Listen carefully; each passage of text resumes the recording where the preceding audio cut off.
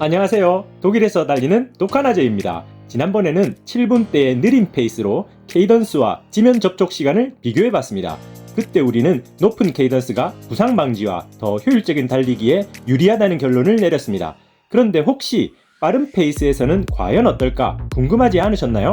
그래서 이번에는 3분대의 빠른 페이스로 달려봤습니다. 그 결과가 어떨지 바로 시작해 보겠습니다. 이번 실험은 400m 트랙에서 1000m 운동장 2바퀴 반을 달리는 조건으로 두 번 모두 평균 페이스는 3분 50초로 동일하게 맞췄습니다. 케이던스만 다르게 설정하고 달린 건데요. 똑같은 페이스를 맞추는 게 쉽지는 않았습니다. 하지만 실험의 정확성을 위해 여러 번 시도 끝에 성공했습니다. 저 독하나제가 이렇게 고생한 만큼 여러분도 결과가 궁금하시죠? 그럼 좋아요와 구독 한 번씩 부탁드리고 바로 실험 결과로 넘어가 보겠습니다. 여기 가민워치가 제공한 데이터를 한번 보시죠. 이번 실험에서도 제가 케이던스 주법으로 달렸을 때 모든 지표들이 더 높은 점수를 기록했습니다. 이 데이터를 보시면서 여러분이 달린 후에 나오는 지표들과 한번 비교해 보시는 것도 재미있을 겁니다.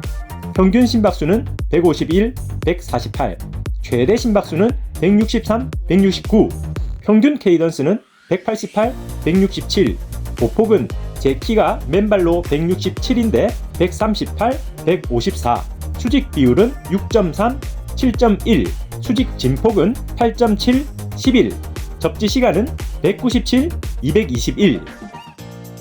또 영상 속에서 제가 달리는 자세도 확인해 보세요. 오늘 영상에서는 두 주법으로 달려본 후 제 소신 발언도 준비되어 있으니 영상을 끝까지 봐주세요.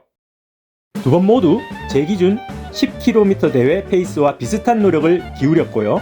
케이던스만 다르게 하였습니다. 장비는 가민 포러너 955를 사용했고 촬영은 호버 X1 드론으로 했습니다. 첫 번째로는 평균 케이던스 188로 두 번째는 167로 달렸습니다. 두 실험을 차례대로 보여드린 후 마지막에 두 영상을 한 화면에서 비교해 보실 수 있도록 했습니다. 참고로 저는 전문가가 아니며 이 영상은 개인적인 호기심으로 촬영한 것이니 가볍게 즐기면서 봐주셨으면 좋겠습니다. 실험에 부족한 점이 있더라도 이해 부탁드리며 어디까지나 재미로 봐주시면 좋겠습니다. 이번에는 지난번과 형평성을 맞추기 위해 높은 케이던스로 먼저 달렸습니다. 목표 케이던스는 190이었고 영상 우측 상단에 실시간 케이던스가 표시됩니다. 참고로 영상에 나오는 수치는 한 발의 착지수라서 곱하기 2를 하셔서 보시면 됩니다. 우측 하단에는 심박수가 표시되며 두 실험 모두 안정된 심박수로 시작했습니다. 발이 지면에 닿자마자 빠르게 치고 나가는 느낌이 들었고 초반 페이스도 확실히 더 빨랐습니다. 심박도 빠르게 올라갔고 이 부분은 스트라이드 주법과 비교할 때 흥미롭게 보실 수 있을 겁니다. 케이던스를 높이면 지면에 닿아 있는 시간이 짧아져 무릎이나 발목에 가해지는 충격이 적었고 장거리에서도 부상 없이 오래 달릴 수 있겠다는 생각이 들었습니다. 하지만 너무 높은 케이던스는 심박을 높이고 근력이 따라가지 못하면 비효율적일 수 있습니다. 본인에게 맞는 적정 케이던스를 찾는 것이 중요하겠죠. 저 역시 처음 500m는 195 케이던스를 유지했지만 후반에는 190으로 떨어졌습니다. 이 주법은 마라톤이나 장거리 달리기에 적합하다고 느꼈고 페이스를 꾸준히 유지할 수 있었습니다. 마지막에는 동일한 페이스를 맞추기 위해 케이던스를 조금 더 떨어뜨렸습니다.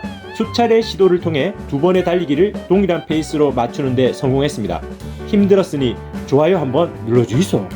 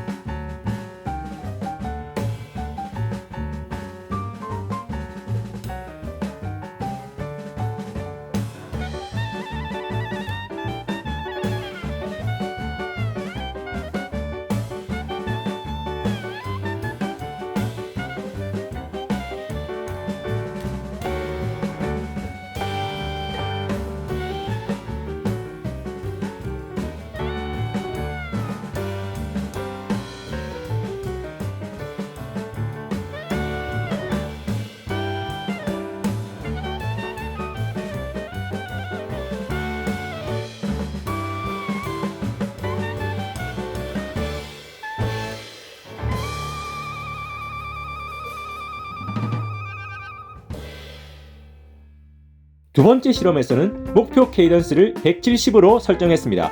첫 실험 후 충분히 휴식한 다음 심박수를 안정시킨 후 달렸습니다.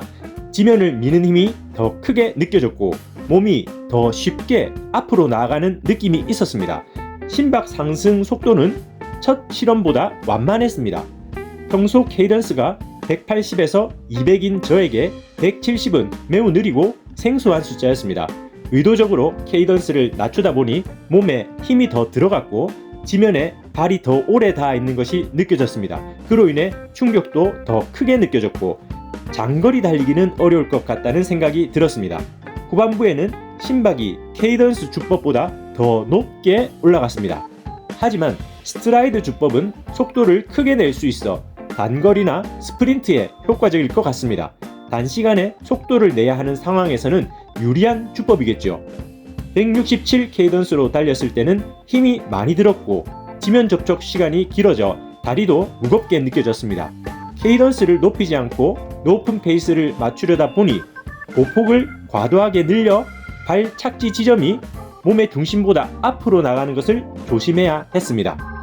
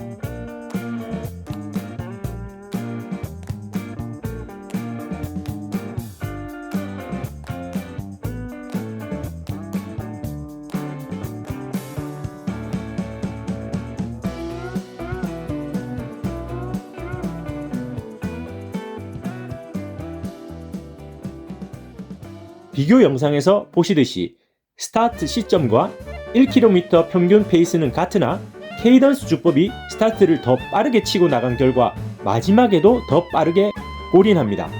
정확한 시간은 각각 3분 49.6초와 3분 49.9초로 케이던스 주법이 0.3초 빠르게 들어왔습니다. 가민 데이터를 보셨듯이 보폭을 제외한 모든 수치가 케이던스 주법이 효율성이 높았고 달리기 느낌도 덜 힘들었습니다. 최대 심박 163과 169의 차이가 그것을 보여준다고 할 수 있겠습니다. 두 가지 실험을 통해 확인할 수 있었던 또 중요한 포인트는 빠르든 느리든 저는 발착지 지점을 몸의 신체 중심부 아래에 두고 달리려 한다는 점입니다. 실제로 어느 대회 마지막 3km 지점에서 이걸 체감한 적이 있습니다. 내 발이 몸 안쪽으로 더 가까이 신체 중심 아래로 착지되는 느낌이 들기 시작했는데, 그때부터 안정적으로 페이스를 유지하면서 앞에 가던 주자들과의 거리가 점점 좁혀지고 입상까지 할 수 있었습니다. 나중에 그 이유를 찾아보니 바로 신체 질량 중심에 가까운 곳에 발이 착지되면 추진력이 효율적으로 전달된다는 스포츠 연구 결과가 있다는 것을 알게 되었습니다. 그 이후로 달릴 때 항상 발을 내 몸 가까이에 착지하려고 노력하고 있습니다. 발 착지 지점을 신체 질량 중심에 가깝게 유지하면 지면에서 오는 충격을 줄일 수 있고 에너지를 더 효과적으로 사용할 수 있습니다. 보폭을 억지로 늘리기보다는 발 착지를 신체 중심에 가깝게 하고 고관절을 활성화해 케이던스와 보폭을 자신의 몸 상태에 맞게 조절해 보시기 바랍니다. 결론적으로 빠른 페이스에서도 높은 케이던스가 피로와 부상을 줄이고 더 효율적인 달리기를 가능하게 했습니다. 고관절을 활용해 추진력을 얻는 것도 중요한 포인트였죠. 케이던스와 스트라이드 주법을 병행하며 발 착지를 신체 중심부 아래에 두는 것이 무엇보다 중요합니다. 이렇게 하면 착지 시 발생하는 충격을 최소화하고 에너지 소모를 줄여 더 자연스럽고 안정적인 달리기가 가능합니다. 이 두 주법의 장점을 조합해 자신에게 맞는 스타일을 찾아보세요. 적정 케이던스를 찾고 고관절을 활용해 자연스럽게 보폭을 늘리고 신체 중심부 아래로 착지하는 것이 달리기에 도움이 된다면 댓글로 여러분의 경험과 생각을 나눠주세요.